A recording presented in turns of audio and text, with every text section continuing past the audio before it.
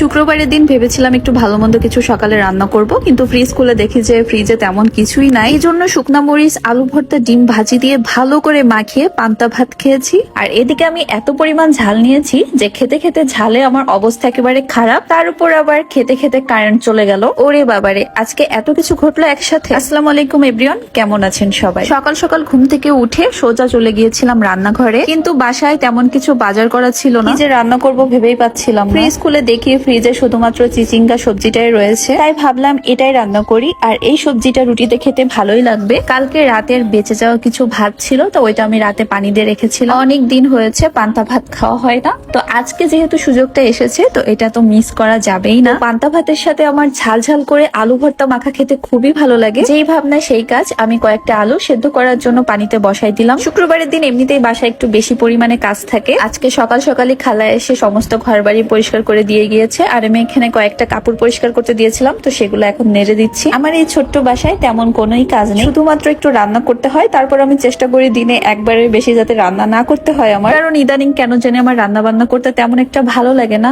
আগে ভালো লাগতো রান্না করতে, কিন্তু এখন কেন কি হয়েছে আল্লাহ জানে যে আমার রান্না করতে একদমই ভালো লাগে না। বেঁচে থাকার জন্য যতটুকু প্রয়োজন জাস্ট ততটুকুই করি। তবে হ্যাঁ, আমার বাসায় কোনো গেস্ট আসলে তাদেরকে আমার রান্না করে খাওয়াতে অনেক ভালো লাগে। আর আমি এদিকে ডিম ভাজি আর আলু ভর্তার জন্য পেঁয়াজ কেটে নিলাম। অ্যাজ ইউজুয়াল পেঁয়াজ কাটার সময় আমার যেমনটা হয় তেমনই হচ্ছিল, মানে চোখ দিয়ে অটো পানি পড়ছিল। আমার সকালের রুটিনটা আসলে এক একদিন এক এক রকম। কখনো ভাত খাওয়া হয়, কোনোদিন আবার রুটি খাওয়া হয়, আবার কোনোদিন ওটস খাই। তো আজকে বাসার বাকিরা রুটি খাবে আর আমি হচ্ছে ভাত খাবো। এখানে আগে সবার জন্য নাস্তাটা রেডি করে নিচ্ছিলাম। নর্মালি আমি রুটি বেশি করে বানাই রাখি বাসাতে। রুটিটা হালকা ছেঁকে ওইটা ফ্রিজে রেখে দিলে ম্যাক্সিমাম 2-3 দিন চলে যায় আমার বানানো রুটির শেপ দেখে কেউ যেন আবার হাসবেন না, কারণ আমি রুটি বানাতে পারি এটাই অনেক বড় কথা। সবসময় যেরকম বেসাইজ হয় এমনটা না, মাঝে মধ্যে ভালোই সুন্দর গোল হয়। রুটিটা এদিকে ছেঁকে নিয়েছি, এখন হচ্ছে ডিম ভাজি করব। পান্তা ভাতের সাথে আলু ভর্তা ডিম ভাজি না হলে তো একদমই জমেই না। আর তার সাথে দরকার শুকনা মরিচ। আমি এখানে আলু ভর্তার জন্য পেঁয়াজটা একটু ভাজি করে নিচ্ছিলাম, আর তার সাথে শুকনা মরিচটাও ভেজে নিলাম। যাই হোক, বাকিদের জন্য আমার সকালের নাস্তা রেডি। আর এদিকে আমার সকালের খাবারটাও আমি রেডি করে ফেলেছি। এখানে 2টা শুকনা মরিচ নিয়েছি, একটা খুব ভালোভাবে ভেঙে নিচ্ছি। পান্তা ভাত আমার অনেক পছন্দ।